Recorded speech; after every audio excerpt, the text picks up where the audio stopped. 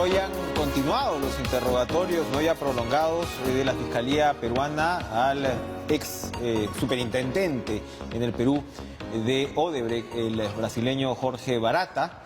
Y bueno, entre otras cosas, ahora, ojo que todavía no tenemos transcripciones oficiales, o sea, hemos tenido entrevistas donde abogados dicen cosas distintas a lo de los fiscales, o emplazamientos también de que si esto venía ya en la pregunta, exactamente pues los datos exactos los iremos conociendo en los próximos días, y habrá que tener además pues la transcripción oficial, como ha ocurrido con las otras entrevistas a los involucrados brasileños de estos interrogatorios.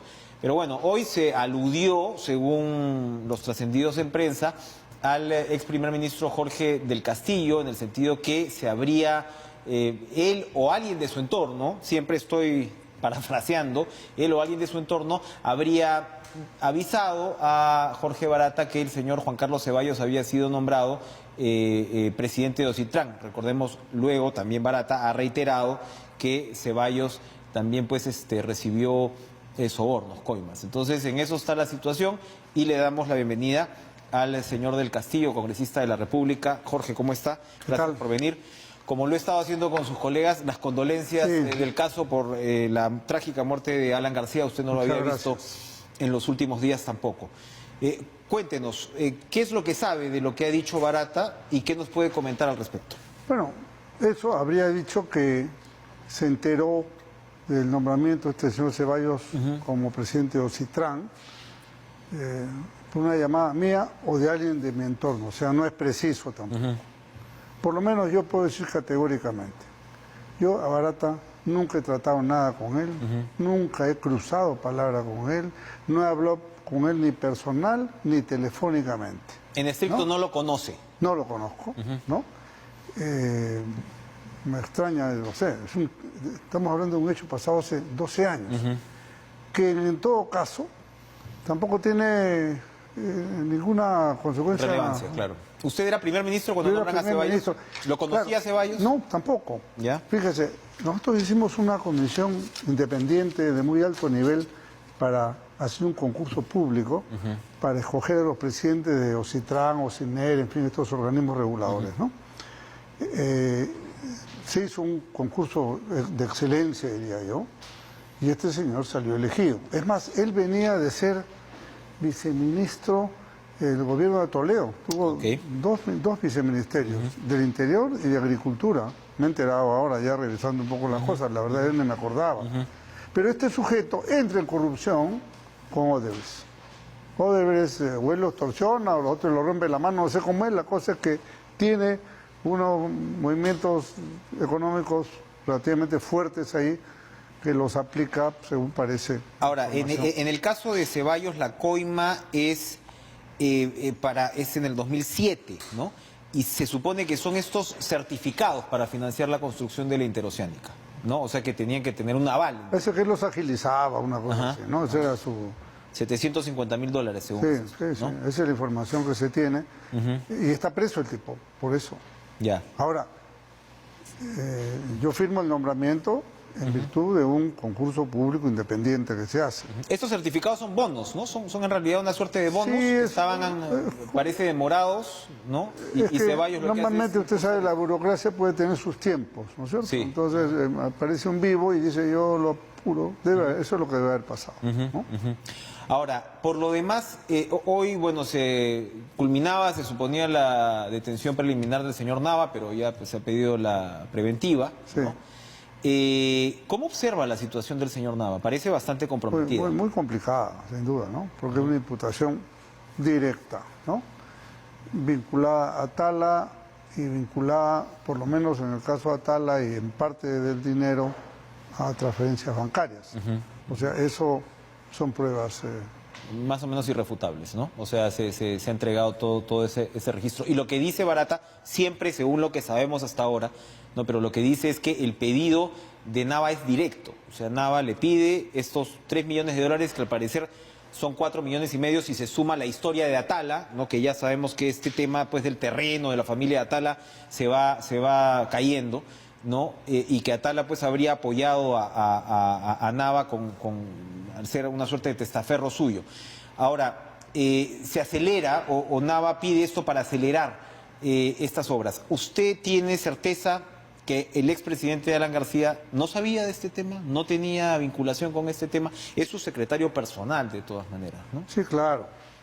Es el secretario personal, pero no necesariamente implica un cordón umbilical de transferencia de dinero. Yo siempre escuché a Alan ser muy radical, ¿no? En no caer en absolutamente nada de estas cosas. Y me decía, y en el primer gobierno tenía 1 millón de problemas, ahora absolutamente nada, no podemos, nada que manche el gobierno. Le dolió mucho descubrir por la información, investigaciones fiscales, que funcionarios se habían cobrado. Pero lo de Nava era una mención lejana, lo de Atala, pues lo de Nava todavía no se sabía. Y realmente una de sus últimas intervenciones fue, ellos tendrán que explicar. Vamos a esperar la explicación. Una de sus últimas intervenciones, efectivamente. Sí, vamos a explicar la explicación, pero las imputaciones son muy serias y duras, ¿no? Ahora, Atala, se dice, bueno, el grado de cercanía de Atala con García, también una de las últimas intervenciones del expresidente lo que señala es que él no era tan amigo de Atala. Atala era un hombre, al parecer, de cierta fortuna, ¿no? Dicen que tenía muchos recursos, ¿no? Yo lo conozco muy poco realmente. Yo lo he conocido ahí, era muy cercano a Nava, evidentemente.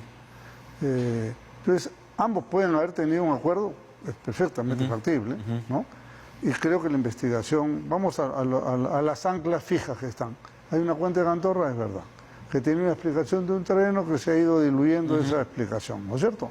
Entonces ahora hay una imputación, pero no han dicho cómo le han dado, cuándo le han dado, dónde le han dado. Ese es el tema que todavía falta complementar, me parece, ¿no? Una de las últimas conversaciones que tuve con Alan García, de las últimas declaraciones que le pedí, él también señaló, porque claro, también a lo largo de los años la prensa le iba preguntando sobre el tema precisamente del tren, ¿no? Que era en su momento el caso, digamos, más complejo para el expresidente, en el sentido que había pues alrededor de 8 millones de dólares que habían ido a parar a cuentas de exfuncionarios. Al principio, García decía, no tengo idea, no entiendo por qué podría haberse dado una coima. Y ya en los últimos meses, él sí me dijo algo en el sentido de, bueno, parece ser que trabas propias dentro del ministerio las ayudaron estos funcionarios a acelerar. Pero en esa ocasión, a diferencia de otras donde expresaba cierta distancia, en esa ocasión me dijo, y al parecer ni siquiera el ministro Cornejo habría estado involucrado. ¿Cuál es la situación de Enrique Cornejo? Porque hasta ahora también lo que se sabe de las acusaciones de fiscalía, he escuchado de 2 televisores, 15.000 dólares, no sé si eso qué tan serio es o no, pero ¿cuál es la situación de lo que usted ya conoce a estas alturas de Enrique Cornejo? Por testimonio de personas que han estado en la diligencia, dice que Barata no ha inculpado a Enrique Cornejo en nada. Además, ha dicho que Enrique Cornejo es una persona correcta, un buen profesional, que nunca le pidió nada. Lo mismo que dijo de Alan. Porque aquí hay un tema... Sí, ha sido muy controversial este tema. Ha vuelto a hablar Kaufman, el abogado de Barata, sobre lo que él ha criticado como una falta ética de Erasmo Reina. Eso es lo que él dice. Pero al margen de lo que le habló a Reina en ese momento, la diligencia el primer día, él dice que Alan no le pidió nada. Y le preguntan específicamente. Si es que en la diligencia. Olvidémonos en la diligencia. Del martes... El mismo martes, después de la diligencia, viene esa grabación, que lo único que hace, creo yo, es ratificar libre y espontáneamente... Lo que ya había dicho. Lo que ya había dicho.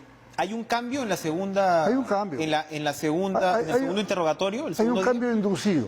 ¿Cómo es ese cambio, según...? Porque Fija Pérez le pone palabras en la boca.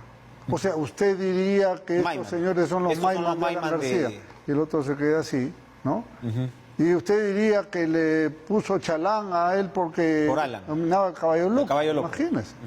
Entonces, un testimonio es para hablar sobre los hechos concretos y objetivos, no para especulaciones y menos para aceptar las especulaciones maliciosas del fiscal. Ahora, ¿por qué cambia? Hay que pensar un poquito, ¿por qué cambia? ¿Hay alguna razón? ¿Cambió algo? ¿Algo le insultó? ¿Se molestó porque había sido grabado? No, porque él no sabía en el momento que estaba declarando en la mañana, no se sabía porque eso recién salió. en la tarde, ¿no? Entonces, ¿qué puede haber pasado? ¿Hay alguna presión? Fíjese, el señor Piñeiro de Goaz se ha negado a declarar 3 veces. 3 veces. ¿Por qué? Porque no le aprueban, no le homologan el convenio. Se supone que ya está declarando ahora, Bueno, ¿no? Algún tipo de... no sé, no sé. Se supone, es Pero, lo que... pero su argumento era, no hay convenio, no hay declaración. Y en el caso de Odebrecht el convenio no está confirmado todavía. No por el está Poder Judicial. todavía, entonces, Una jueza la que tiene que entonces confirmar. puede ser que le hayan dicho, bueno, usted no habla un poco más y involucra a algunos o no hay convenio. Porque es un convenio por demás cuestionado, de por sí. Entonces, declarar sin convenio, ¿no? Es demasiado dinero. ¿Cuánta plata está de por medio en el convenio? Ahora, parece ser que Odebrecht de todos modos está tratando de arreglar sus asuntos, ¿no? Ayer se ha anunciado el pago de la deuda tributaria por más de 480 Bueno, esa millones. es su obligación. Uno va a pagar los impuestos. O sea, lo ponen algunos como un mérito, ha pagado impuestos, pero tiene que pagar impuestos. ¿Cómo no va a pagar los impuestos de toda la plata que ha ganado? Estoy hablando de la que ha ganado, no estamos hablando de la que ha coimeado. Entonces, aquí el tema, la pregunta de fondo es, ¿cuál es el móvil para el cambio de actitud? ¿Qué ha pasado para que asienten o convengan o no respondan con claridad ante las palabras que el fiscal Pérez le pone en la boca? Pero se tendrá que tener las transcripciones completas, ¿no? De todo, Bueno, o sea, a eso se tiene que acceder, ¿no? O los No. propios abogados en el caso de Entiendo que de han la sido defensa. convocados los abogados para ver las transcripciones con ellos, porque además así tiene que ser, ¿no? Ahora, vamos a ver si viene con traducción, no conozco esos detalles, pero cuando se vea la transcripción de esto y se escuche, usted va a ver que en la primera sesión él dice, Hay un cambio, según Alan eso. no ha pedido nada. Lo confirma y en ese minuto que habla con Erasmo Reina, 4 veces dice, nunca me pidió. Y termina así, 3 veces, nunca me pidió, nunca me pidió, nunca me pidió. Y al día siguiente sale con estas ambigüedades, con estas insinuaciones y con estas... Ahora, ¿cómo explicar también la reacción del abogado Kaufman ante el audio que le graba Erasmo Reina? No hizo bien Erasmo Reina al grabar ese yo no sé si audio. Erasmo, él ha dicho que él no ha grabado. Bueno, Pero grabar un audio, finalmente estaba cometiendo un delito, ya había terminado la diligencia, ahí no hay delito, por donde se le vea. ¿Acaso no nos enteramos de muchas cosas por audios grabados subrepticiamente? No delincuencialmente, sino subrepticiamente. Y todo el mundo lo toma a veces como prueba plena. Ahí está el audio. Bueno, claro. Ese audio libre y espontáneo, él dijo, nunca me pidió, nunca me pidió, nunca me pidió. Ahora, usted, Jorge, estuvo, por supuesto, usted fue parte del gobierno, usted ha sido el primer ministro en ese momento, y a ver, el caso del señor Nava. El señor Nava había cumplido, sí, una sentencia. Después usted dice, no, el primer gobierno García era muy meticuloso con no caer en actos de corrupción, precisamente por la reputación que venía, y el señor Nava había cumplido una sentencia por el caso Mutual Perú. Bueno, estuvo preso, pero lo absolvieron al final. Él salió absuelto al Pero final. su reputación no era la mejor. Pero sí no era la mejor su reputación. ¿Por qué Alan García lo lleva como secretario personal? No lo sé, pues le tendría confianza a su amigo, no lo sé. Yo no... El tema de la empresa, una decisión del presidente. El tema de la empresa de transportes, Don Reina, que trabajaba para Odebrecht. Bueno, trabajaba desde antes, no era la verdad. O sea, de antes del gobierno ya trabajaba para Odebrecht. Es un hecho, ¿no?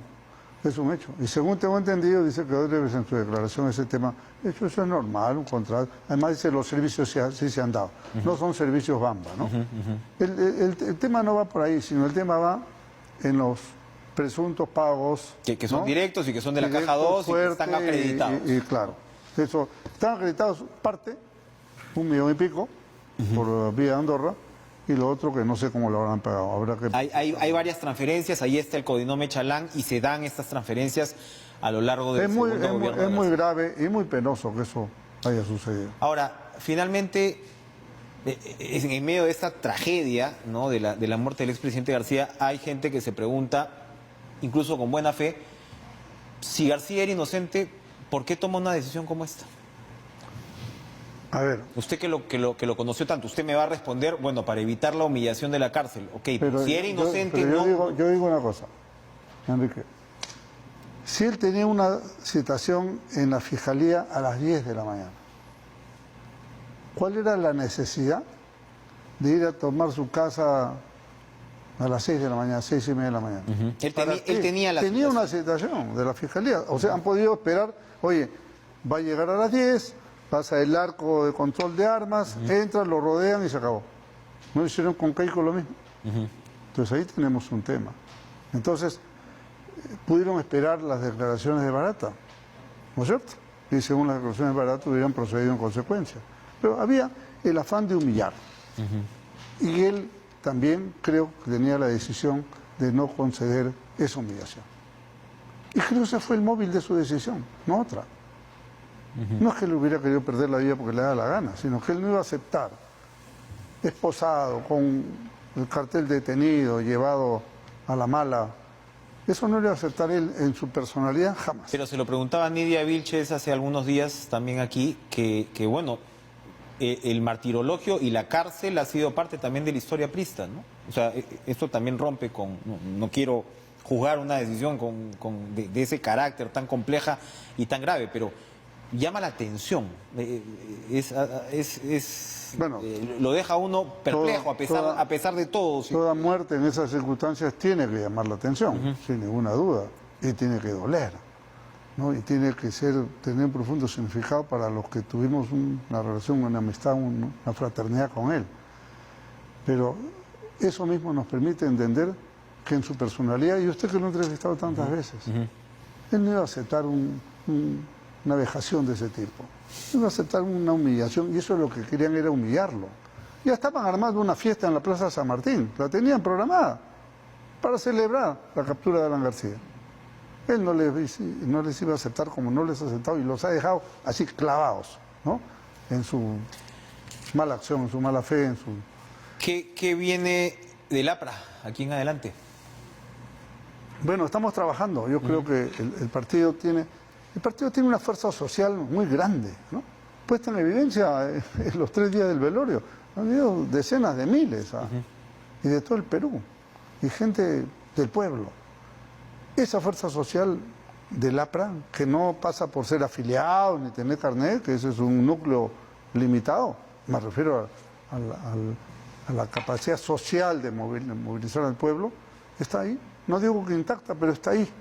Y se puede recuperar si es que sabemos tener la inteligencia de manejar en unidad, en renovar, en plantear ideas que sean en beneficio de la justicia social de nuestro pueblo. Hay quienes dicen que durante el segundo gobierno de García y después, claro, la cosa se complica por una serie de factores. García se tiene que dedicar a defenderse en el tema de la megacomisión durante varios años. Luego viene todo el caso y las variantes de Odebrecht, pero también hubo muchas luchas intestinas dentro del partido. Eso es normal. Hasta en la iglesia hay luchas intestinas porque no va a haber en un partido. Es normal. No somos el ejército que tiene que estar... En toda institución hay confrontaciones, cambios de idea, competencia. También es cierto que García... Pero no nos dividimos, a diferencia de otros. Es verdad. Y también es cierto que García ejerció hasta prácticamente el final una suerte de liderazgo férreo. En algún caso se dijo que incluso bloqueaba a personajes como Jorge del Castillo. Eso evidentemente, pues, de aquí en adelante cambia. Usted va a seguir dentro de la dirigencia prista. Ya no piensa hacerlo, está más cerca al retiro político.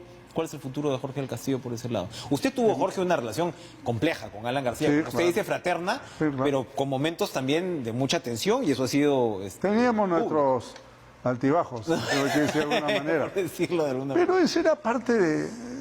Usted puede tener un hermano y tener una buena o mala relación a veces, altibajos también. Así es, así es. Pero digamos que el liderazgo Entonces, pues, de García era muy marcado dentro pero sin duda, dentro del APRA. por algo fue 2 veces presidente. Rompió la maldición de Haya de alguna manera y llegó al partido por 2 veces y claro, se impuso también dentro del poder. Entonces hay quienes dicen que no hubo tampoco la renovación que debió haber.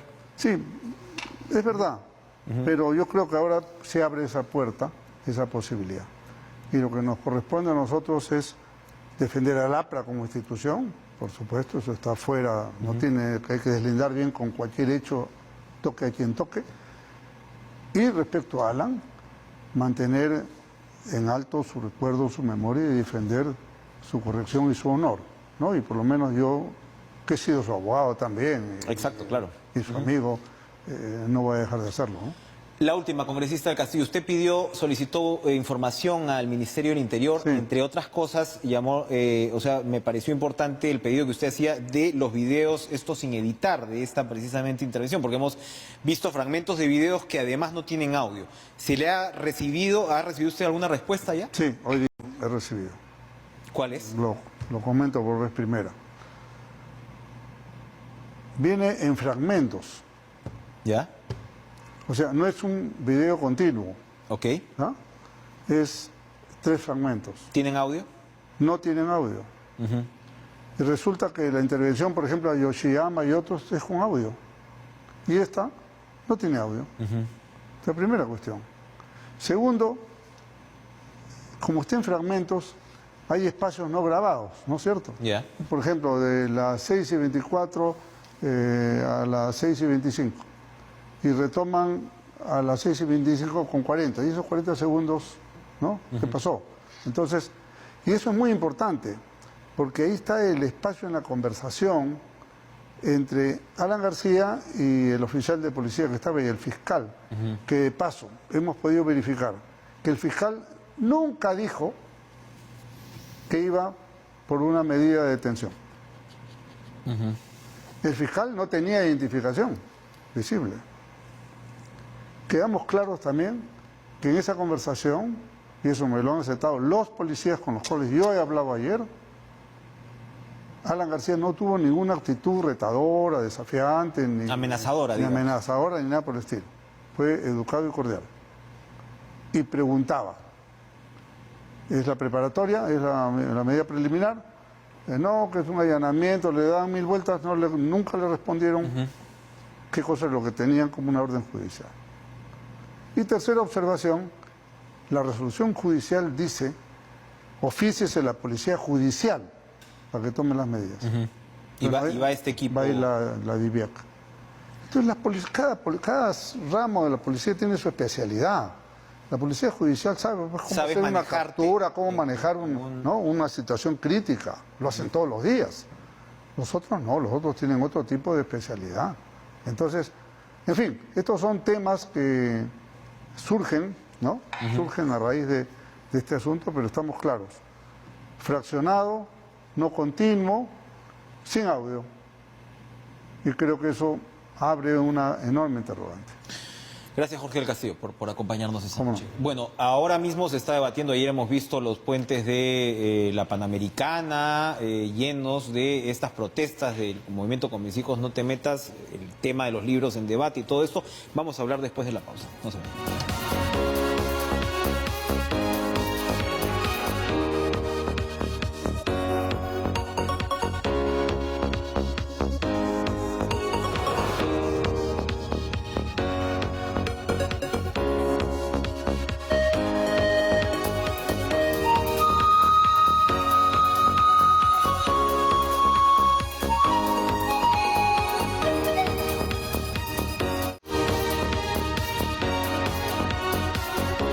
En el próximo bloque vamos a hablar del enfoque de género, llamado o mal llamado. Vamos a hablar también de los libros y de Con Mis Hijos No Te Metas, porque antes le damos la bienvenida al doctor Pedro Angulo, exdecano del Colegio de Abogados de Lima. ¿Qué tal, doctor? Gracias por estar con nosotros.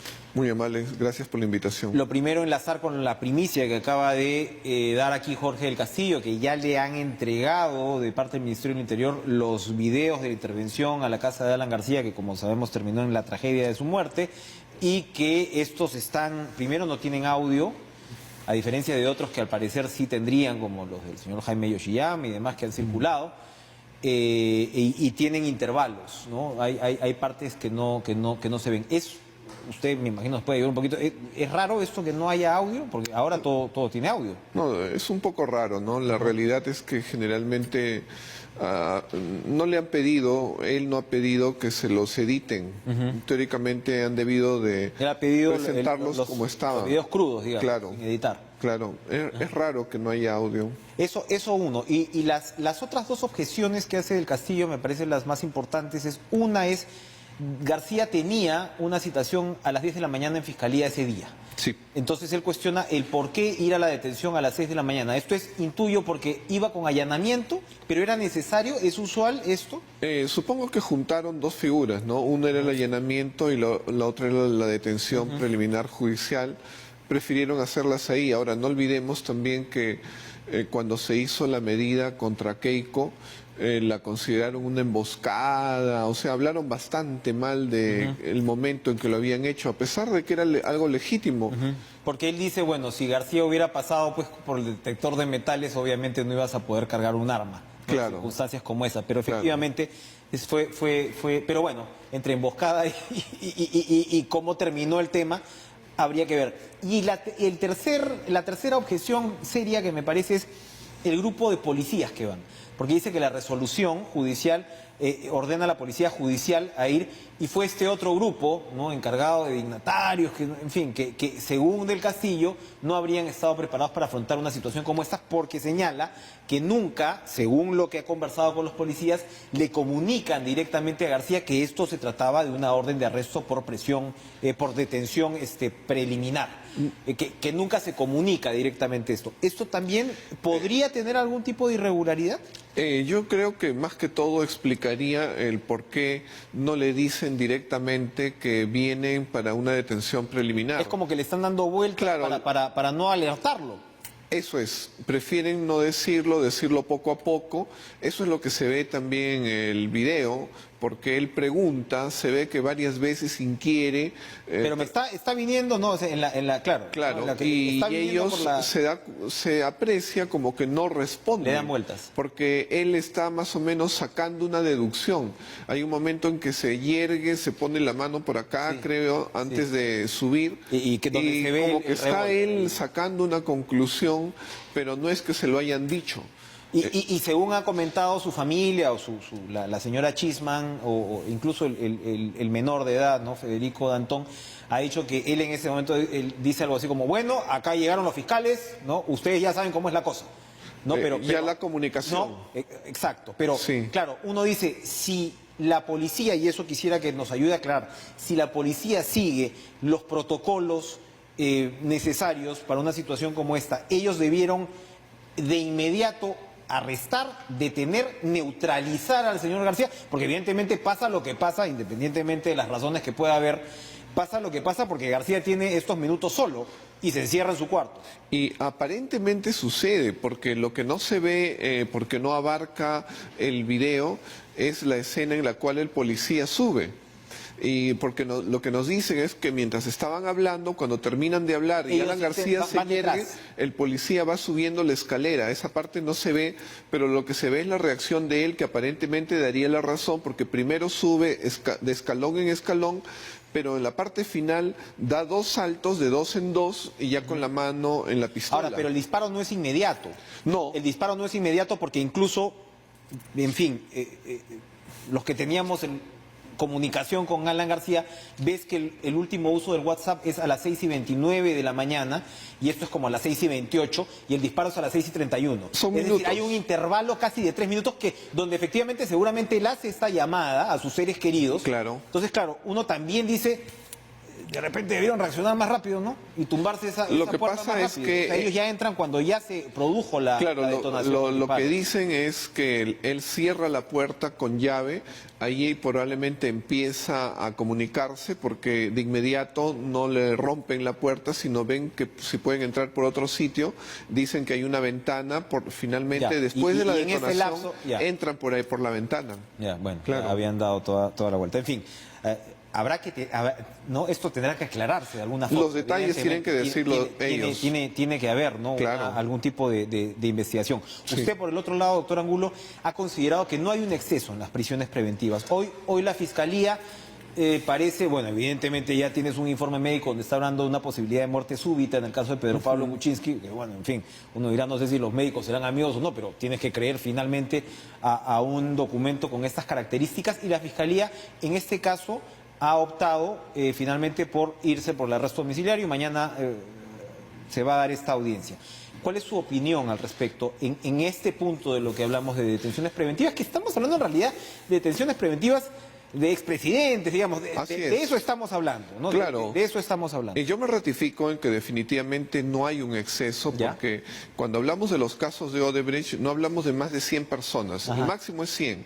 Donde hay detenidos es en el caso del Metro 1, vinculados al señor Alan García.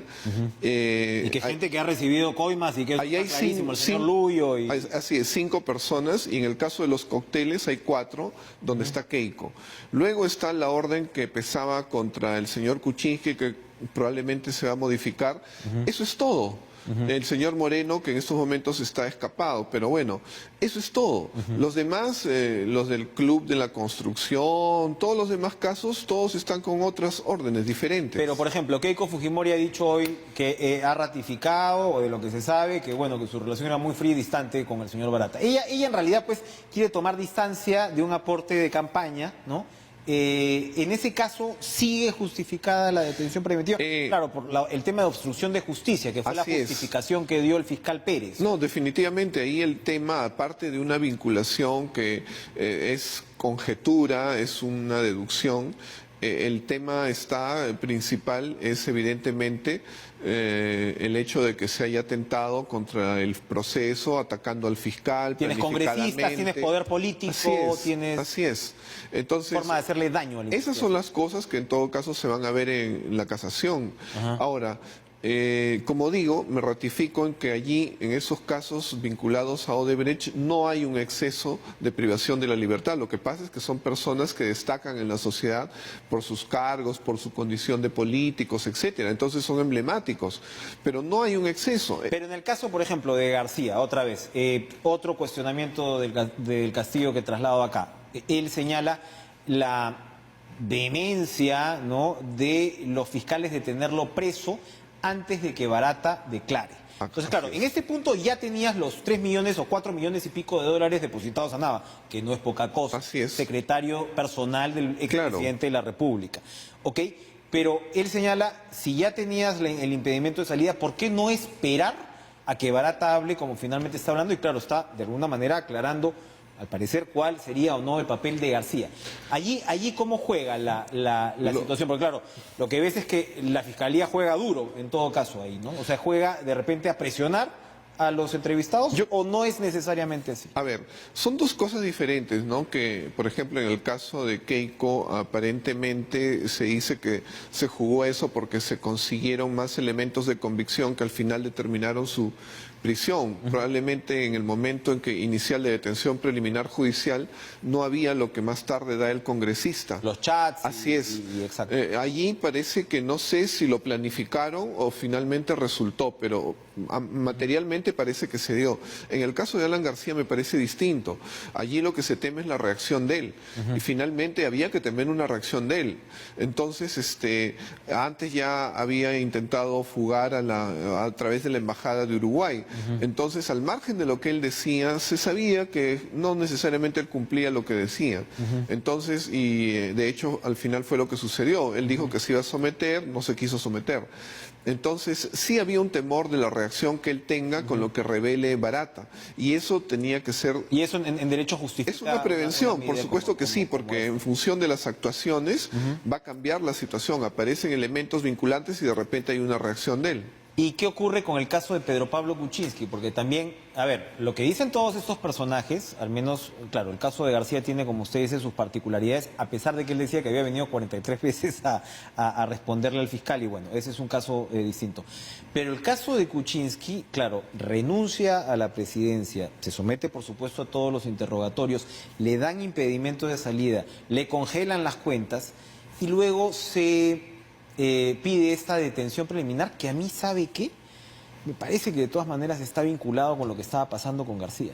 Es decir, yo no veo cambios, en el caso de Kuczynski como tal, no veo cambios relevantes. El caso de García sí, independientemente de lo que piense una u otra parte, apareció la documentación de Nava después del acuerdo de colaboración eficaz. Y a mí me parece por momentos que lo de Kuczynski podría ser un mensaje también para decir, bueno, acá mano dura con todos. ¿No podría haber algo de eso? No veo variación en la historia del caso de Kuczynski. A eso me refiero, para pedir una preliminar que luego va a ser una preventiva. Yo creo que en parte los fiscales un poco están llamados a ser severos en el cumplimiento de la norma y si tienen una base legal lo van a tratar de hacer.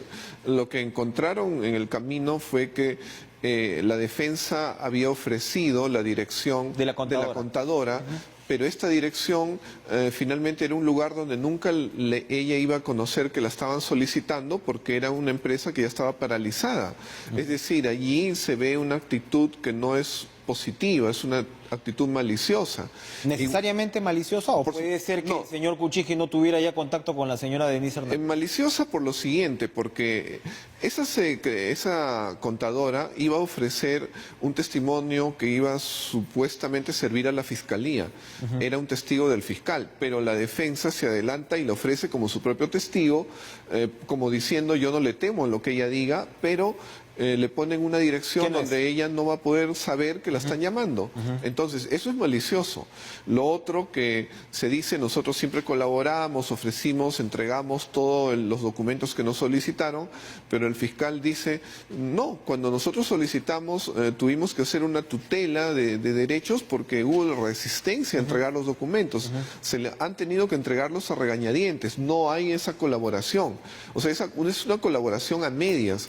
Entonces, allí hubo esos fundamentos, pero de todas maneras yo pienso que aquí, César Nakazaki lo dijo, ¿no? Habría que distinguir que cuando las acciones son propias del defensor y no atribuibles al investigado, al imputado, porque claro, el señor Kuczynski no es abogado. Puede ser estrategia de la defensa. Definitivamente no era una estrategia pensando que Kuczynski sea el que diga qué tal si a la dirección de la contadora la ponemos nosotros y además nos adelantamos y lo ofrecemos como testigo. Eso lo tiene que haber pensado más bien el abogado. Entonces aquí eran las condiciones de la asesoría del defensor lo que estaba afectando a su cliente. Entonces ahí yo creo que se pudo contemporizar, pero el fiscal lo tuvo de su lado y lo utilizó. Y yo con todo pienso que ahora definitivamente, dada la salud del expresidente, se justifica una detención domiciliaria, que es lo que razonablemente está también solicitando el fiscal. A mí me movió un poco el piso después del suicidio de García, que hubiera esa audiencia de Kuczynski al día siguiente donde se confirma la detención preventiva. Usted me va a decir, bueno, la justicia tiene que seguir haciendo su trabajo. Definitivamente, ¿no? Es como en el caso Es un mensaje duro, ¿eh? Lo que pasa, pero es el deber. A veces uno no hace las cosas que uno considera con las cuales va a quedar mejor en cuanto a imagen. Es el deber, es la tarea. Es lo mismo que yo pienso cuando continuaron haciendo el allanamiento. Ya se había suicidado y viene la noticia de que ha fallecido el señor Alan García, pero ellos siguen con el allanamiento. Eso es legal. Es legal. Hubo tenía también que una continuar discusión alrededor de ese tema. Pero yo supongo por el temperamento, por la cercanía que han tenido los abogados con el señor Alan García, definitivamente estaban afectados. Pienso que ellos en ese momento, en vez de en esa diligencia, quisieran estar junto de repente al cadáver de Alan García, tratando de consolar a los familiares, haciendo otras cosas antes que estar en una evidentemente diligencia. tienes otra prioridad. Pero el modo fue inadecuado, porque ellos no pueden paralizar a gritos una actuación ni desafiando a la autoridad. Y tienen que entender que no solo estaba investigado Alan García, sino otras personas. E igualmente, nosotros los abogados al delito, ¿cómo se realiza? Le decimos el iter criminis, el camino del delito en latín. Eso todo se tiene que investigar, se tiene que seguir preguntando sobre Alan García. Él recibió, no recibió. Claro, ¿no? Y ahora es vital saber qué pasó con el dinero que entró a las cuentas de Nava. Porque si ese dinero fue retirado y ahora pues Nava tendrá que decir si llegó Alan García y si fue retirado, cómo fue retirado y a dónde llegó. Eso independientemente pues, de la muerte del expresidente, en cambio, no lo va a cambiar. En relación a los defensores, ellos finalmente ya no tienen nada que defender, porque de todas maneras, si hay responsabilidad en Alan García, no se va a archivar. En relación a él se archiva, pero al final, no en el momento que ellos lo pidan. Ahora, para terminar, el tema de la homologación del acuerdo de Odebrecht, también hay cierta inquietud con respecto a esto, porque claro, Barata está terminando ya estos interrogatorios, pero se ha hablado mucho de que de repente algún vaivén hubo en los interrogatorios asociado al hecho que todavía no se haya homologado. Y se ha dicho incluso que el señor Piñeiro, pues ahora parece que está declarando, pero han sido 3 días en los cuales ya pues, o sea, 1, 2, 3, evidentemente había alguna reticencia con declarar por parte del jefe de OAS. ¿Estos acuerdos ya se deberían homologar? ¿En qué momento se homologan? Hay que cruzar la información y efectivamente comprobar que esta es cierta para que el Poder Judicial homologue. ¿Cuál es el mecanismo? Ya, hay cosas que ya se están corroborando, porque hay indicios que ya se conocían hacia dónde iban las cosas. El señor Barat en ese aspecto está haciendo más sólida la hipótesis del Ministerio Público. Ahora, hay que comprender también la situación de él. A veces yo escucho que ahí dicen, Barat está mintiendo. Pero ¿en qué está mintiendo? Es que No, eso lo dice Toledo. no dijo esto. Eso lo dice Toledo, además. No, otros también, pero dicen no mencionó esto, ahora recién lo está mencionando. Ya. Eso no es mentir. Eso es no hablar sobre algo que él conocía, pero ese no hablar puede tener varias explicaciones. Uno, porque no sabe si otros lo van a corroborar, y eso lo tendrían que hacer, si es testimonial la corroboración, verbalmente. Lo otro es documentalmente. Si tiene los documentos, está bien que lo hable.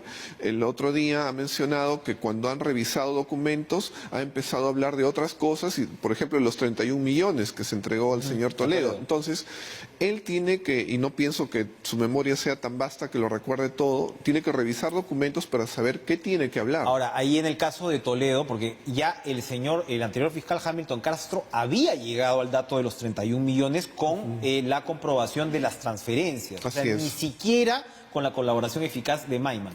Y esto, como recordamos, originalmente Odebrecht le dijo al Departamento de Justicia de Estados Unidos que las coimas en el Perú eran de 29 millones de dólares. Es decir, menor incluso al monto total que Toledo ha sacado. Así es. Y acá no estamos hablando del tren eléctrico, acá no estamos hablando de para empezar, las 4 obras que están involucradas en el acuerdo de colaboración.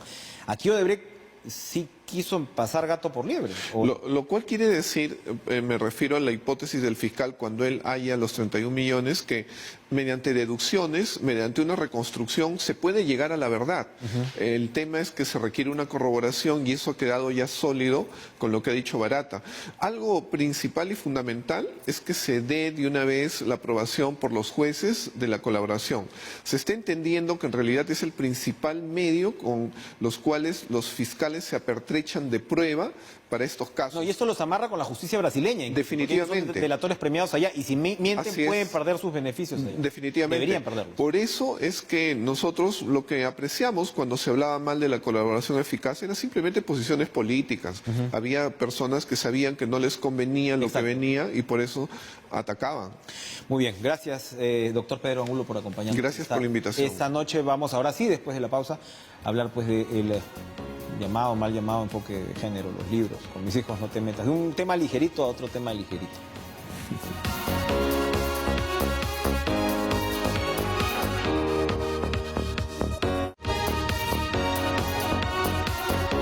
Ayer jueves desde muy temprano vimos en varios puntos, varios puentes de Lima, ¿no? Por incluso la Panamericana, en la parte pues, urbana de la ciudad, ¿no? Y como digo, en varios puntos más de la capital, estas pancartas grandes de la organización Con Mis Hijos No Te Metas, que eran, además muy agresivas con el propio presidente Martín Vizcarra, hablando pues de este tema de los textos y de otros temas, han sido, en fin, viralizadas, algunas de ellas con algún tipo de humor negro.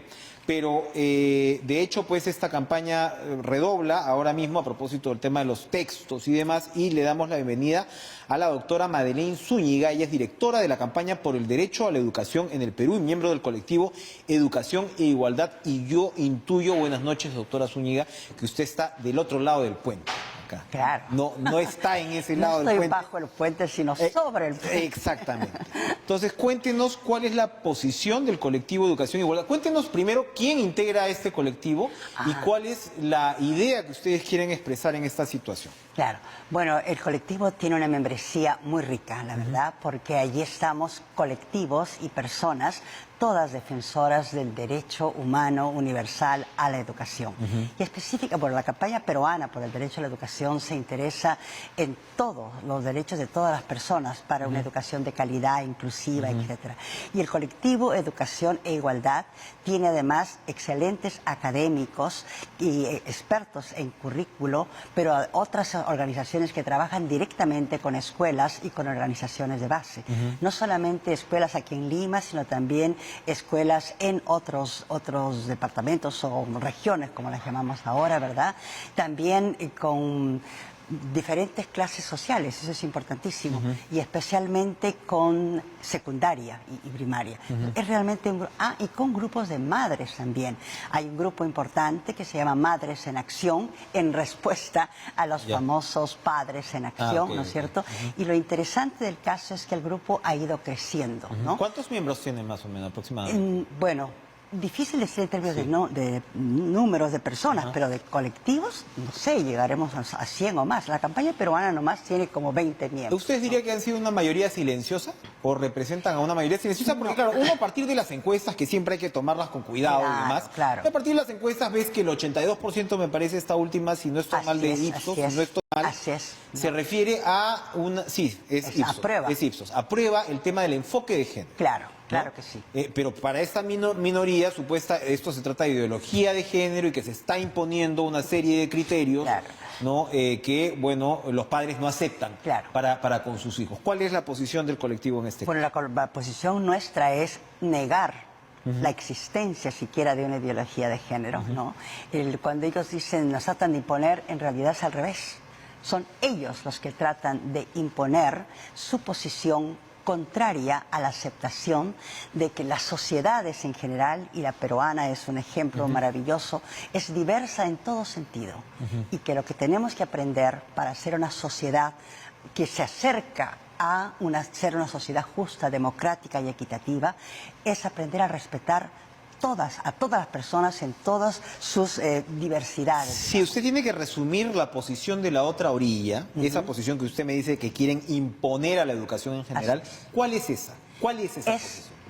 Una posición completamente cerrada de la sociedad en general, donde solo aceptan la diferencia biológica entre hombres y mujeres, solo la biológica, y en eso basan todo su pensamiento. O sea, a partir de esta diferencia biológica se establecen roles. Claro, y además dentro de eso está que ellos aceptan los estereotipos del famoso patriarcado o machismo, que es lo que nos tiene a nosotros sumidos realmente en posiciones muy retrógradas y poco coadyuvantes a una sociedad en desarrollo. Porque lo que ha reconocido muchos estudios, no solamente aquí en Perú, en Latinoamérica, en el mundo, es que cuando se niegan los derechos a las mujeres, como es el caso de estas personas que aunque digan que no, sí lo hacen en el fondo, lo que se está negando es la capacidad de aportar de toda esta población femenina muy rica en las diversas esferas de la vida democrática de toda sociedad. Podemos tener y tenemos excelentes abogadas, arquitectas, economistas, maestras, etcétera, ¿verdad? Pero las oportunidades que han tenido las mujeres a lo largo de la historia para desarrollar todas sus capacidades han sido muy pocas. Esta parte dice además que, bueno, lo que se pretende impartir en educación sexual y todo, bueno, estuvo el debate, los libros, que en realidad es el debate de un link, ¿no? Exacto. Es el debate de un link, hay que recordarlo. Pero dicen que, y lo veíamos ayer por las pancartas, o eso se entendía, que lo que se quiere transmitir es una idea de sexualidad muy cruda para niños y jóvenes que no deberían recibir a tales edades esa información. ¿Qué nos dicen al respecto ustedes? Mire, la verdad es que ellos son los que han hecho tal propaganda a lo que son a los actos sexuales naturales, normales entre hombre y mujer, que yo creo que ellos son los que han despertado muchísima curiosidad. ¿Morbo? Casi, porque cualquier niño que sabe leer y pasa y ve esos carteles se va a quedar, ¿qué es papi, eso? ¿qué es eso? Explícame, ¿qué es eso? Y los más grandecitos ya se habrán metido al Google a encontrar qué cosa es eso, ¿verdad?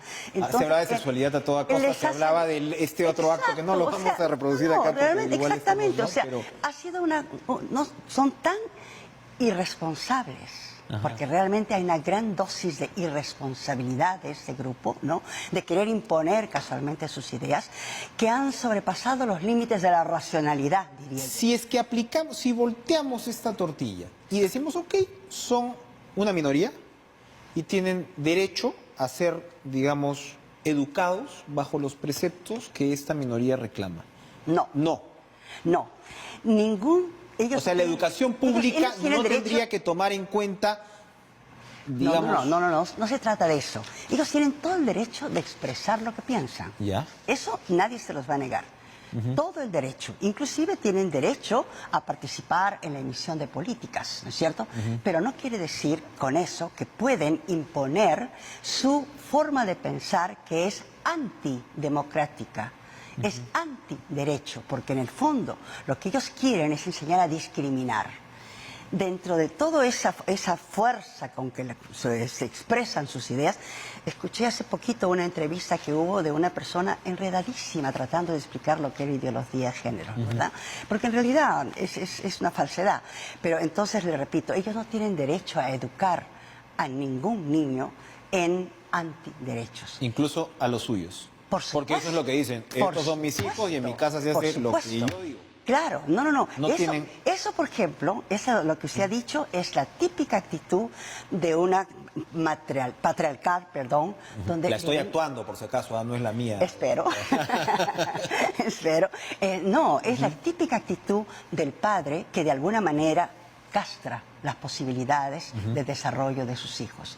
Que son su propiedad, puede hacer con ellos lo que quiera y mire, tristemente, ¿no? Ahora, muchos abusan de sus hijos. Doctora, pero este es un debate, yo no sé si mundial, pero internacional. Sí, esto está pasando en todas partes. Hay que recordar que esto no es un patrimonio peruano. No. Afortunadamente en este caso, no estamos. Felizmente, Entonces, bueno, ¿esto hacia dónde va a ir? ¿En qué va a terminar? Porque también esto se ha influido políticamente. Se dice que hay incluso ideologías que terminan siendo impuestas porque hay también una mayoría que de repente no es necesariamente conservadora, pero sí es un poquito de centro, entonces están diciendo si les está pasando la mano por el otro lado. Hay también toda una discusión. Por supuesto, no, tiene que llegar a buen fin.